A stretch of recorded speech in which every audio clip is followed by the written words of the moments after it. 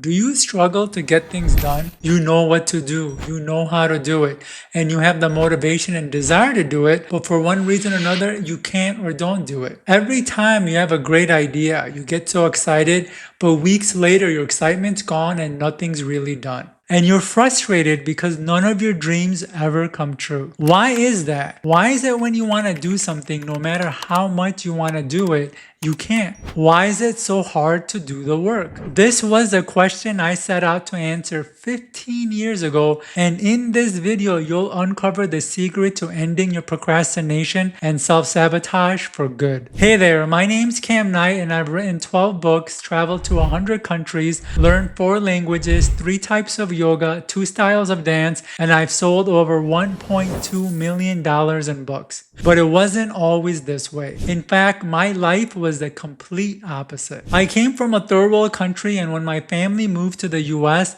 we lived just as poor. I grew up in a rundown house, and since my parents couldn't afford to pay the bills, it was freezing in the winters and boiling in the summer. One summer, the power went out and my older brother fell asleep with the candle on and burnt the whole upstairs. Since we didn't have money to fix it, I lived in a burnt room for most of high school. Can you imagine living in a burnt house as a kid? It sucked. I wanted a way out, you know. I was told if I worked hard in school, I'd get a good job and live a good life. But when I graduated, the recession made it impossible to find work. After sending out over 200 resumes, speaking to dozens of recruiters, and interviewing with over 15 companies, I took the only job that made me an offer making barely enough to cover rent. Since I couldn't afford my own place, I was back at my parents' living in a dirty, moldy basement. Most of my life, I envied people who had things I didn't. They lived in big houses, drove nice cars, wore designer clothes, and went on vacations that cost more than my dad's yearly salary. I didn't have any of that. In fact, I had holes in my shoes, tears in my jacket, and I made toys out of cereal boxes. But I had big dreams. I remember watching the movie Titanic and was obsessed with Leonardo DiCaprio's character traveling the world. In the Disney movie Up, the kids reminded me how much I wanted to travel to places like Roraima. In fact, I had all kinds of things on my bucket list. I wanted to write a book, travel the world, learn a new language, see the Eiffel Tower, dive the Great Barrier Reef, ski the Swiss Alps, visit the Amazon rainforest, and climb Roraima from the movie Up. Above all, I wanted to feel good about myself. Seeing others have things made me feel like I wasn't good enough or didn't deserve good things. Haven't you ever seen a super successful person and felt like you weren't as good as they were? But the real reason I wanted to be successful was because my childhood left me terrified of living poor. I wanted the security and freedom to never have to worry about where my next meal was coming from ever again. I wanted to prove to the world that I was good enough and worthy of people's respect. I wanted people to want to be me for a change. But it was a struggle. It's a clear blue Saturday morning in Chicago and the sun's shining through my bedroom window. I'm walking to the bathroom and I can hear the birds chirping and people laughing outside. Feels like a great day to be out, but I promised myself I'd stay in and work on my first book. I sit down in front of my computer to begin writing, but before I can start, ideas for another book pop into my head. They're distracting me so much I can't focus on the first book. As I'm thinking about the second book, ideas for a third come up. Before I can even consider the third book, last night's movie pops into my head, and I'm wondering if I should write a screenplay instead, or maybe go into acting. If that's not bad enough, my mind's throwing out ideas for a possible business. Now it's thinking about how cool it'd be to learn the guitar. I can't focus because all these desires are pulling me in every direction. As I bring my attention back to the first book, I have an urge to clean my room. Weird, normally I have to force myself to clean, but right now I can't pull myself away from folding and vacuuming. Finally, everything's done. I sit back down in front of the computer, but now I have to go to the bathroom. That's odd, I just went to the bathroom and usually don't have to go back so soon. So after the bathroom, I'm hungry. It's not the time I normally eat, but I'm feeling lightheaded, so I fire up a grill and throw on a burger. Sure enough, the burger makes a blood rush to my stomach, so now I'm tired and decide to take a nap. After waking up, I call my sister to see how she's doing, and by the time we hang up, it's evening and the entire day has gone without me writing a single word. Sounds familiar, right? This was a pattern in my life. I'd get motivated to start something, but wouldn't. If I did start, I'd end up getting distracted. If I didn't get distracted, I'd stop before making progress. And if I managed to make progress, I sabotage myself before getting to the end. And I did this over and over for years and years. I was fascinated with why this kept happening. Why is it when I want to do something, I know what to do, I know how to do it, and I have the motivation to do it, but for some reason I can't or don't do it? At the time, there were no real answers. A book I picked up talked about the importance of having a clear goal, so I set a goal to write my first book called Mind Tools, but as soon as I did, I felt overwhelmed and didn't start. So I broke the goal into smaller, manageable steps, which made the goal easier, but after the first couple steps, I forgot about the rest. So I put reminders all around my house, on the door, drawer, desk. Heck, I even changed the home screen on my phone so I always saw it. The reminders worked great, but after a few weeks, I started tuning them out. In fact, the reminders became a reminder of how far behind I was falling. At that point, I hired a coach who said, if you don't schedule it, you won't do it. So I scheduled dates and times for all my tasks, even the minor ones. Again, that worked in the beginning, but when something came up, it threw my entire schedule off. At this point, I was desperate. So I made a public commitment by telling everyone about my goal, hoping that would really push me to get serious. And just like before, I felt the push, but just like before, the push faded. It always faded. The reminder faded, the urgency faded, the motivation faded. The only thing that never seemed to fade were my feelings of shame, guilt, and failure. Then I had a shocking realization that changed the course of my life and the reason you're watching this video. I realized desire does not lead to action. Just because I want to do something doesn't mean I'll be able to do it. Motivation and discipline aren't enough. You know what I mean, right? You read an inspiring book, listen to a motivational speech, or watch a life-changing movie and get excited about making a change. You can see an outcome, a new possibility, and know that this time is going to be different. But a few days or weeks later, the excitement fades and you're back to where you started. Then you read another book, listen to another speaker, or watch another inspiring movie and get excited all over again. But the outcome is the same again. And this cycle has been going on for years or decades, hasn't it? I'm gonna share something scary about this cycle later in the video, but I thought to myself, this isn't the life I wanna live.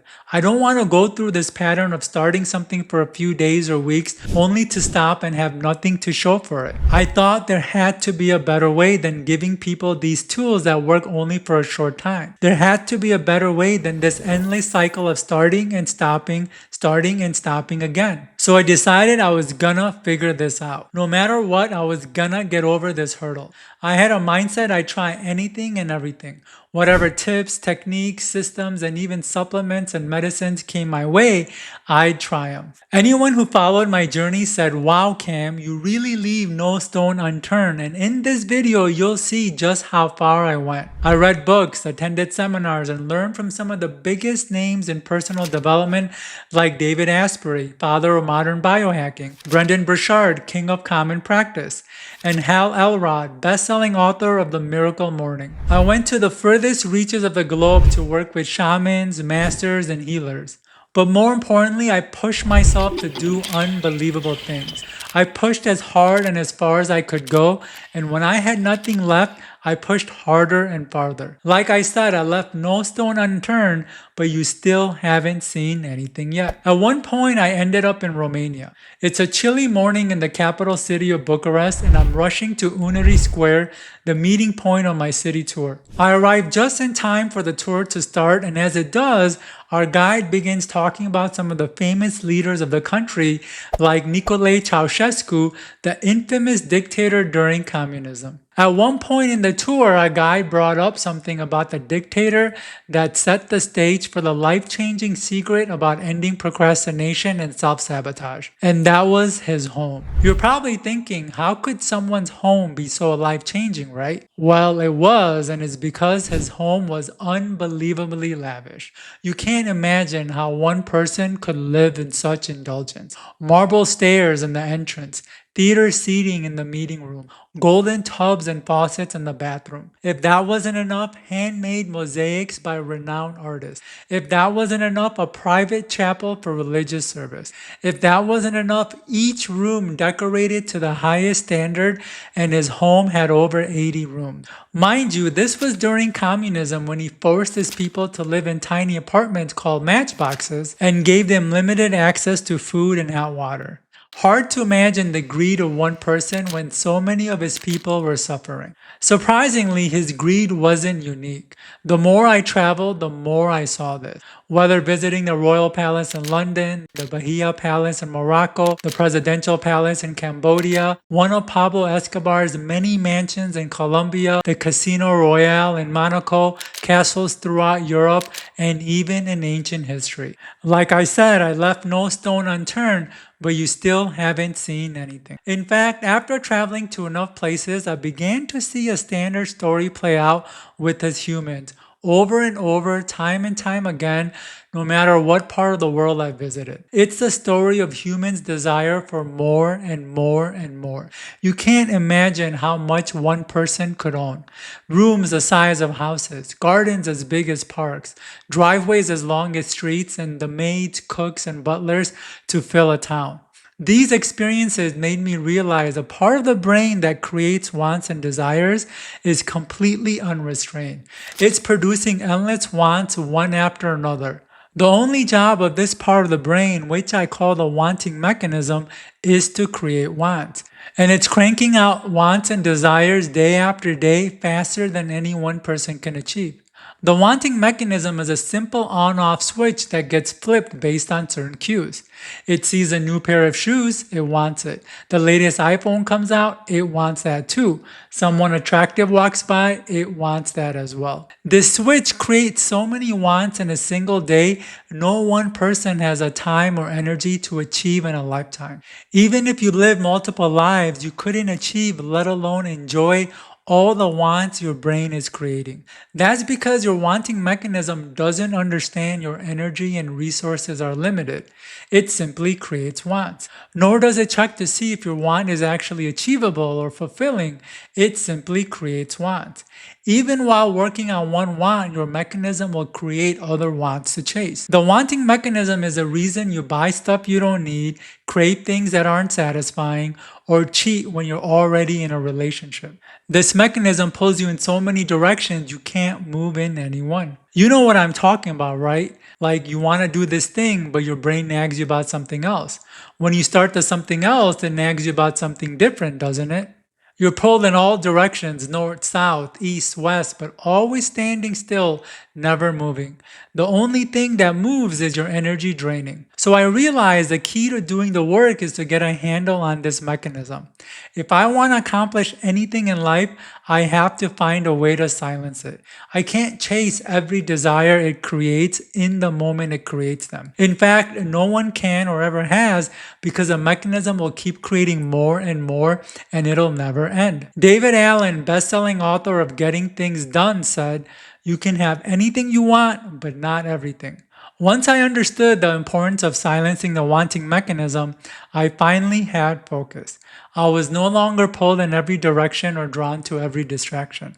It was like a huge weight fell off my shoulders as I didn't have all these wants weighing me down. But I was still stuck. I still couldn't do the thing I cut everything else out to do. It's like now I truly know what to do and how to do it, and I've removed all the other desires, so I should be able to do it, right? But no, I couldn't. It felt like Newton's third law of motion. For every action, there's an equal and opposite reaction. Every action I took, there was an opposite force holding me back. I'm sure you've experienced this, haven't you? When you want to do something but you can't, as if an invisible force is holding you back. I couldn't help wonder what that invisible force was. What's still getting in my way? I came to that answer in Cambodia. It's a gray and gloomy afternoon and I'm in the backseat of a rickshaw speeding down an orange dirt road. I'm on my way to Angkor Wat, the largest temple in the world. But before arriving, my driver makes a random stop and from the corner of my eyes, I see a monkey looking for food. So I get out of the rickshaw to offer it a banana. At first, the monkey wouldn't come over to get it. And it wasn't like it didn't want to come over, it was as if it couldn't. He could see the banana, see that I was offering it, and wanted nothing more than to jump on the offer, but he couldn't as if something was holding it back. I noticed the same pattern with all other animals I encountered of all shapes and sizes from all around the world. Whether a kangaroo or koala in Australia, lion or elephant in Africa, seal or iguana in the Galapagos, sloths in Panama, bats in Rwanda, baboons in Ethiopia, ogres in Middle Earth, whether an eight-legged tarantula, thousand-legged millipede, or a zero-legged cobra, the response was always the same. If any of these animals wanted something, they were often held back as if some force was stopping them. Well, except the ogres, they were intent on eating me. These encounters made me realize something inside of us has the ability to stop us. Something's going on inside that has amazing power to keep us from doing things no matter how much we want to do them. I'm sure you know what I'm talking about, right? Like you want to do this thing and the action's right in front of you. All you have to do is raise your hand, open your mouth, or take a step, but you can't. In a flash of the obvious, I realized, wait a minute, there's a part of our brain designed to hold us back. There's a part of our mind built to keep us from growing and making progress. And I call this part resistance. It's a brick wall that you keep hitting anytime you can't do something. So one part of your brain creates wants, and it's creating endless wants and desires more than any one person can achieve. And another part that reviews that want to see if it's safe or worth doing. These two forces drive your entire existence. The want is a push that inspires you to act, and resistance is a pull that holds you back. You've seen images of the devil and saint on your shoulders in cartoons and movies, haven't you? Well, they're not a devil or saint per se. One's simply a want tempting you to go after things, and the other's resistance holding you back. Think of the wanting mechanism like a kid in a candy store and resistance like the parent trying to keep that kid in check. Makes sense, doesn't it? The problem is both can get in your way. The wanting mechanism creates so many wants and desires it becomes distracting to any one want you have. It doesn't check to see if the want is doable or doable for you, it simply creates wants. Resistance goes so overboard, it doesn't care how much you want something, it'll keep you from going after even the one want that you cut everything else out to do. All of your experiences filter through these two forces. Your entire life since birth has been a battle between these two drives. This explains your struggle so much better, doesn't it? Like, you want to do this thing, but resistance stops you. You want to do this other thing, but resistance stops you again. You've heard the phrase, you are your own worst enemy, haven't you? Well, resistance is that enemy within that stops you. So, if you ever thought there was more to procrastination than mere laziness, you're right. If you thought there was more to losing weight, starting a habit, or making money than motivation and willpower, you're also right. The truth is, you have this hidden force holding you back, and it doesn't care how much motivation and discipline you have. If this force doesn't give the green light, just like those animals, you can't do it. But there's one more thing that makes this tug of war so challenging, and I learned about this in South Africa. It's a pleasantly warm Sunday afternoon, and my plane just landed in Durban, a city on the South African coast. As I'm walking to the arrival gate, I'm greeted by an older, slender man who takes my bags and puts them in the trunk of his SUV. I'm looking out from my backseat window while we're driving through the city, and I can see it's full of poverty, danger, and above all, addiction. No wonder this man lives here. He runs a drug rehab clinic with an unusually high recovery rate, like 30 times higher than anywhere in the world. Not 30% higher, but 30 times, and it's a reason I'm here. At his clinic, I heard a woman give a speech about her journey of addiction. She described a pattern addicts fall into that she herself fell into. She said many addicts know what they're doing is wrong. When they're looking for the next hit, a part of them knows they should stop. Though, do you know what prevents them from stopping? It's a sneaky trick that keeps them stuck in their addiction forever. They say, after the next hit, I'll stop. After the next one, I'll stop. I just need to do it one more time, but after, I'll stop. The thing is, they keep saying this. When they say it, they're convinced it'll only be one more time. They truly believe after the next one, they'll stop. Her speech made me realize how much I do this too. When it's time to stop playing video games, I say, after the next game, I'll stop. When I want to stop scrolling through social media, after the next post, I'll stop. When it's time to shut off Netflix, after the next show, I'll stop. And just like an addict, when I'd say it, I was convinced I'd stop, but I almost never did. I realized this is how resistance shows up. When resistance stops me from doing something, it doesn't say, well, this thing that you're trying to do, I can't let you do it. Nope, it uses manipulative tricks like these. Remember my urge to clean the bedroom, go to the bathroom, or call my sister? Well, they were just tricks resistance was using to keep me from writing my book. In fact, haven't you noticed when you don't want to do something, you can't pull yourself away from something far less important? Well, it's these tricks at play. I'll share some more tricks later in this video, but know your resistance is very sneaky. It has all sorts of tricks up its sleeve to keep you from doing things. You wouldn't think of them as tricks, which is why they work so well and why you so easily fall for them. After getting a handle on my wanting mechanism, understanding the root of my resistance, and stopping all its tricks, my success went through the roof. Anything I wanted to do, I did. If I wanted to learn salsa, I did it. If I wanted to scuba dive, I did that too. If resistance threw roadblocks, I knew how to move around them. Remember my bucket list? Well, I checked everything off. I saw the Eiffel Tower, visited the Seven Wonders, dove the Great Barrier Reef, skied the Swiss Alps, hiked an active volcano, visited the Amazon rainforest, did an African safari, saw the Sahara Desert, and even made it to Roraima and climbed to the top. Isn't that amazing? I didn't just write a book, but over a dozen. I didn't just visit all the continents, but over 100 countries on them. I didn't just learn a new language, puedo hablar 4 idiomas. Remember I said I was scrawny, clumsy, and had 2 left feet? Now I dance, rock climb, and do yoga. Incredible, right? What's more, I felt better about myself. I was no longer that shy, insecure kid with no money, because I became a full-time author selling thousands of books per month. Once my story got around, people started asking how I do it. How am I able to do all these things when they can't even drive to the gym? Honestly, I didn't think I came across anything special. I thought I found a system that worked only for me, but everyone kept asking, even people I hadn't seen since grade school. So I took everything I learned the last 15 years of studying psychology, traveling the world, and working with masters and healers, and put it into a step-by-step system called Conquer Internal Resistance, a system I wish I had when starting out. First, I gave it to one of my friends, Ray, and this was his result. I was very fortunate to come across this course written by Kam Knight, who I believe is the guy's got to be the best in the personal development business.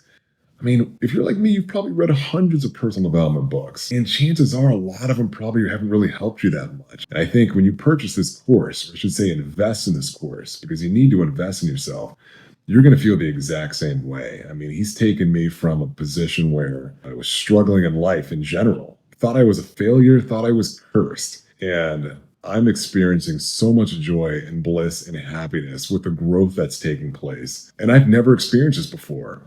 Then I thought maybe this only works for guys, so I gave it to my friend Chris, and this is what she said. And about a week and a half ago, I came into Kam's course, Conquer Your Internal Resistance. And when I came into the course, I really wasn't sure what internal resistance was, but I was at the point where I was willing to try anything. And I've got to say that out of every course that I've ever taken, and I have a PhD, so I've done a lot of different courses, this course was probably the most meaningful course that I had ever done. Kam walks you through every source of, thing that could hold you back. Both of my friends are entrepreneurs, so I thought before I can really put it out there, I have to give it to regular people. So I gave it to a random person I met in Holland, and this was his result. My name is Dennis, and I wanted to give a quick shout out to Kam and his course.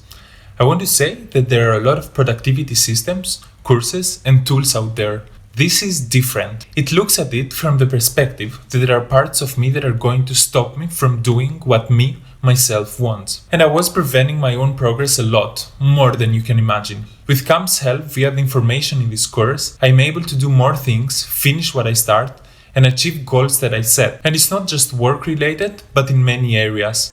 With the Conquer Internal Resistance framework, you'll learn everything you need to become the most productive person who gets things done in record time. You'll go from where you are to achieving any goal, whether that's to lose weight, break habits, end addictions, write a book, start a business, travel the world, and even smaller things like listening more. The first module starts by quieting your wanting mechanism. It puts an end to all the wants pulling you in every direction. By the end of module 1, you'll have silenced this mechanism and have a clear goal to focus on. The second module discusses resistance, the hidden part of your brain built to keep you from growing and making progress. You'll learn what resistance is, why it's there, and how it decides what to let you do or not. Many students report shedding years of baggage from this module alone. The third module exposes the tricks of resistance. Remember, your mind's not going to tell you when it's holding you back. Instead, it'll use sneaky tricks, and this module exposes dozens of tricks your own brain's using to keep you stuck right here and now. One of my students, Michelle, said this course helped her realize her years of health problems was how resistance kept her from doing things. Realizing that not only improved her success, but also her health. The fourth module identifies and releases your resistance. It presents my unique resistance revealing and releasing method to pull out the true cause of your resistance. There won't be general reasons that apply to everyone, but specific to you. You'll be amazed how easy life becomes when resistance isn't always stopping you. In fact, this is what Raphael, a former US Marine, said. I'm a combat veteran and have PTSD. I've done the traditional way of things. I've overcome a lot, but I have a lot of internal resistance issues. The first and second modules alone have had a profound awakening to my internal resistance. The fourth module is a game changer. This course is way cheaper than seeing a therapist for sure. The fifth module deals with proactive action. I heard a quote once, if you want to be great, you have to study the greats, and I did. I went to Tirana, Albania, the birthplace of Mother Teresa. This is a cell Nelson Mandela spent 18 years of his life. Here I am in Macedonia, birthplace of Alexander the Great. And still, you haven't seen anything yet. When I read about these people in books and magazines, they seemed larger than life. But experiencing their life in person made me realize they were just normal people like you and me. What made them great was they took action. He or she who takes most action wins, and the fifth module lays out my action ignition blueprint to help you take any goal from the first step all the way to the finish. You'll learn why the first step is the hardest, how to build momentum, use habits to your advantage, all the way to making consistent progress until you reach the end. And if you sign up now, I'll also throw in a bonus module to help you deal with resistance in the moment. You see, your biggest challenge with procrastination isn't with your overall goal, but all the little steps that get you there. Making the call, asking for the raise, going in for the kiss. But when it's time, you can't because resistance floods your body with a series of chemicals that literally paralyze you, just like those animals. In this module, you'll learn simple hacks to immediately remove the paralyzing effects of resistance, so you can take action even in the most difficult situations and moments. This is the best solution for overcoming your procrastination, self-sabotage, and doing the work. There's nothing else like it. Isn't what you've heard so far different from anything you've heard before, right? This explanation is unlike anything you've come across, haven't you? That's because this program didn't come from reading a bunch of books or reviewing the latest studies that ends up being proven wrong. It came from trying everything under the sun and when nothing worked, looking outside for answers. In fact, have you ever noticed most coaches and experts haven't done much in their life? They're simply taking what others have said and are repeating it. It's easy to tell others what to do. It's so easy to dance on stage and encourage others to be their best self. It's much harder to actually apply the advice. If you ever thought the personal development industry has been selling solutions that don't work, you're right. If you thought the success of most coaches and experts comes from telling others what to do, you're also right. So no, your procrastination and self-sabotage aren't your fault. It's nothing you did wrong. You've just been lied to over and over. The truth is, most experts know about your wanting mechanism. They know that if they arouse your mechanism enough, you'll buy from them.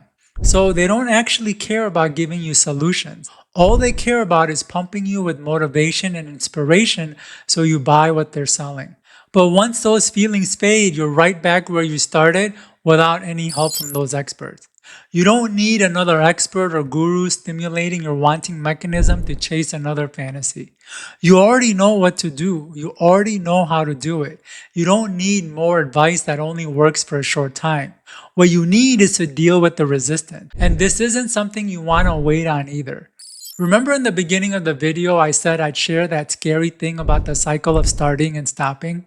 Well, this cycle can become habit, so you can get caught in a pattern of starting and stopping, starting and stopping. As you know, habits are already difficult to break, but this specific habit is the most difficult. That's because it'll keep finding new things to get you excited about, motivate you to take action for a short time, then sabotage you to stop, and have you doing it over and over. Don't get caught in this cycle. Whatever you do, find a way out. Whether you do it with this program or another, you have to break this cycle or you'll be trapped in it forever. But you still haven't seen anything yet. Wait till you see what's waiting for you in the course. So go ahead and click the button below and I'll see you inside.